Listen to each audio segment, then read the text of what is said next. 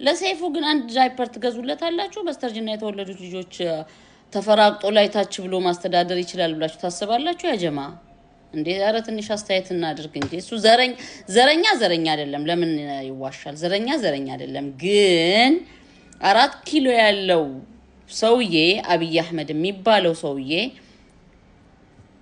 የሰሜኑን ወጣት ስለማይፈልግ ማየት ስለማይፈልግ እሱን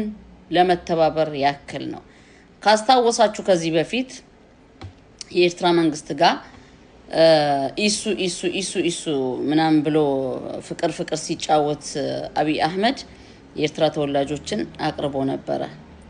ማለት በተወሰነ መልኩ እንደዚህ ማቅረብ ጀምሮ ነበር ሰይፉ ከዛ ኢሱና አብቹ ሲጣሉ እርግፍ አርጎታው በዛ ላይ አብይ አህመድ የትግራይን ያማራን ከአማራና ከትግራይ ህዝብ ጋር ግጭት ሲፈጥር እርግፍ አርጎታው ሰይፉ እስቲ አብይ ከመጣ ወዲ ወይ ደግሞ የርስ በርስ ግጭት የኢትዮጵያውያን እናንተ ማለት ነው የርስ በርሳችሁ ግጭት ከተፈጠረ በኋላ እስቲ የትግራይ ልጆችና የአማራ ልጆችን አምጡልኝ ያቀረባቸውን አላቀረባቸውም ስለዚህ ይሄ ሰው ማለት ሰይፉ ህፃን ልጅ አይደለም ላስታውሳችሁ ወደ ኋላ መልሼ ትዚላችኋል ኢቲቪ ሚውዚክ ሚል ከ120 በኋላ ሲያቀርቡ የነበሩ ሶስቱ ነው ብርሃኔ የሚባል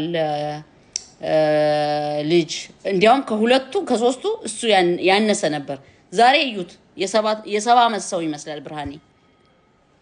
ሌላ ደግሞ ማን ነው አሁን ዩኒቨርሲቲ አስተማሪ ሆኗል አዲስ አበባ ዩኒቨርሲቲ አስተማሪ ሆኗል እሱ ደህና ነው ሰይፉን እዩት እንደዛችሁ ናት እንደዛችሁ የዛሬ 20 ዓመት እንደዛው ነበር አሁንም እንደዛው ነው ሰይፉ ለምን ይመስላችኋል ይሄ ጉልበቱ አልደከመም ከመጣው መንግስት ጋር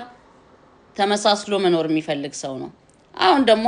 ገና ካገባ ገና 10 ዓመቱ ነው ሰይፉ በስተርጅና ነው ያገባው ማሻአላ ያው ልብ ሲያረግ ማለት ማስተዳደር ሲችል አገባ ግን ማስተዳደር ሲችል ልብ ሲያረግ አገባ ግን ጉልበቱ ደከመ ስለዚህ ከመጣው መንግስት ጋር